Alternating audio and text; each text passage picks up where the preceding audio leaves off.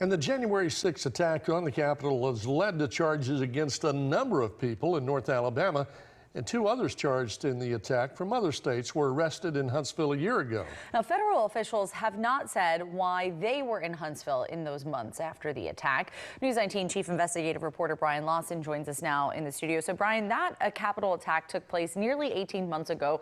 Where do the North Alabama related cases stand at this point?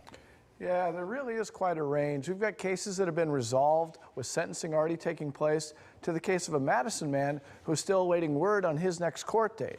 Now, the North Alabama January 6 cases are at different stages. Two men have pleaded guilty. 72-year-old Lonnie Kaufman of Falkville was sentenced to 48 months in prison after pleading guilty to two unlawful possession of weapons charges. Joshua James of Arab, a member of the Oath Keepers group, pleaded guilty to seditious conspiracy, which prosecutors said the closest such charge in the federal code is treason.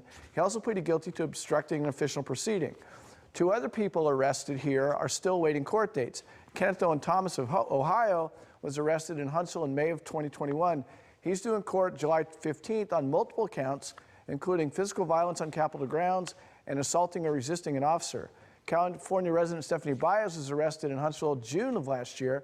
She's charged with violent conduct on the Capitol grounds and knowingly entering or remaining in a restricted building.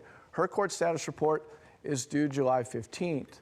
Now, Madison resident Dylan Harrington, who investigators nicknamed MAGA Lumberjack for allegedly throwing a 4x4 piece of wood at police on January 6th, is still awaiting a court date.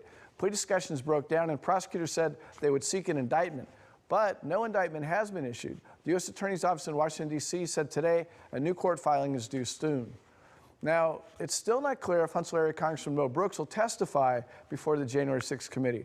Brooks said last week he would under certain conditions, including that the session take place in public. Jerry?